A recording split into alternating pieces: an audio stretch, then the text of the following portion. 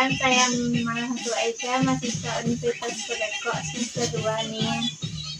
Boleh saya tahu nama Umi siapa nih? Boleh, nama saya Misbah, umur 40, dinas di ruang rawatan ibu dan anak. Sudah berapa lama di perawatan?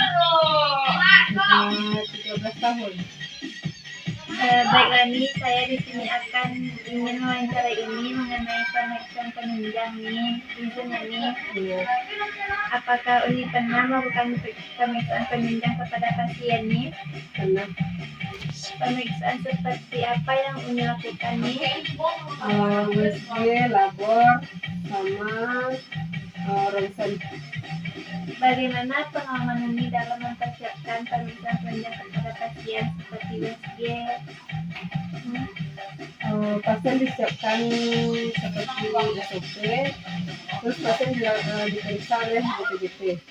Kalau cek darah nih? Kita bikin form permintaan darah dan minta persetujuan kepada pasien, lalu petugas labor mengambil sampel darah dan dibawa ke labor. Kalau cek urin nih? Ini sama dengan pemeriksaan darah, diambil sampelnya terus dibawa ke labor. Baik Rani, terima kasih atas jawabannya. Maaf menunggu waktunya ini. Sama-sama. Penjelasannya, pengertian dari pemeriksaan penunjang. Pemeriksaan penunjang merupakan bagian dari pemeriksaan yang dilakukan oleh dokter untuk mendiagnosis penyakit tertentu. Pemeriksaan ini umumnya dilakukan setelah pemeriksaan fisik dan penelusuran riwayat keluhan atau riwayat penyakit pada pasien. Peran perawat dalam mempersiapkan kondisi fisik pasien dengan cara mengumpulkan riwayat kesehatan pemeriksaan fisik.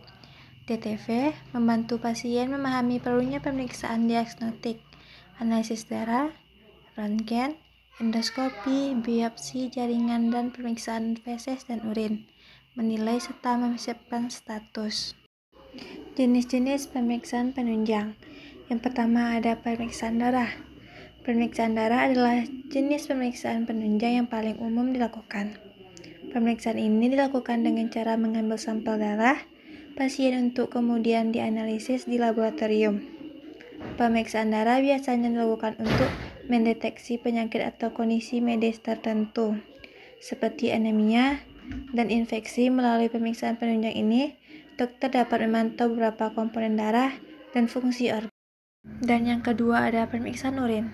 Pemeriksaan urin adalah jenis pemeriksaan penunjang yang sering kali digunakan untuk mengetahui kondisi kesehatan, fungsi ginjal, serta apakah seseorang mengonsumsi obat-obatan tertentu.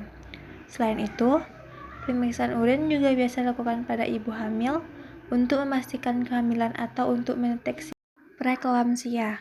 Pemeriksaan urin dapat dilakukan sebagai bagian dari medical check-up rutin atau ketika dokter mencurigai adanya penyakit tertentu seperti penyakit ginjal, infeksi saluran kemih, atau batu ginjal.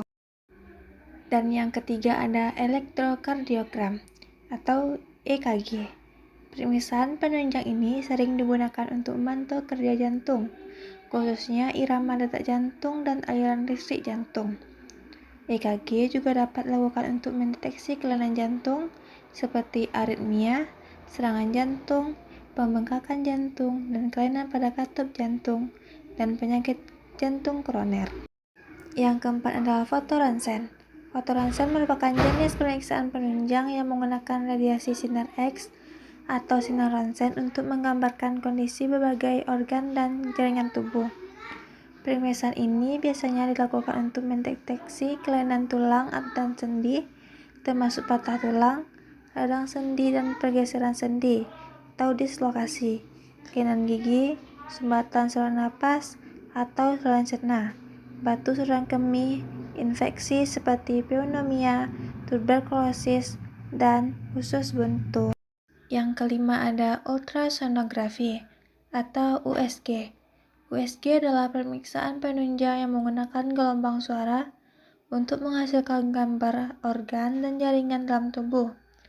Pemeriksaan penunjang ini sering dilakukan untuk mendeteksi kelainan di organ dalam tubuh, seperti tumor batu atau infeksi pada ginjal, pankreas, hati, dan empedu. Tak hanya itu, USG juga umum dilakukan sebagai bagian dari pemeriksaan kehamilan untuk memantau kondisi janin serta untuk memandu dokter saat melakukan tindakan biopsi. Yang keenam ada CT scan. CT scan adalah pemeriksaan penunjang yang memanfaatkan sinar ronsen dengan mesin khusus untuk menciptakan gambar jaringan dan organ di dalam tubuh. Gambar yang dihasilkan oleh CT scan akan terlihat lebih jelas daripada foto ronsen biasa. Pemeriksaan CT scan biasanya berlangsung sekitar 20-60 menit. Dan yang ketujuh ada MRI. MRI sepintas mirip dengan CT scan, tetapi pemeriksaan penunjang ini tidak memanfaatkan sinar ronsen atau radiasi, melainkan gelombang magnet dan gelombang radio berkekuatan tinggi untuk menggambarkan kondisi organ dan jaringan di dalam tubuh. Prosedur MRI biasanya berlangsung selama 15-90 menit. Yang kedelapan ada fluoroskopi. Fluoroskopi adalah metode pemeriksaan radiologis yang memanfaatkan sinar ronsen untuk menghasilkan serangkaian gambar menyerupai video.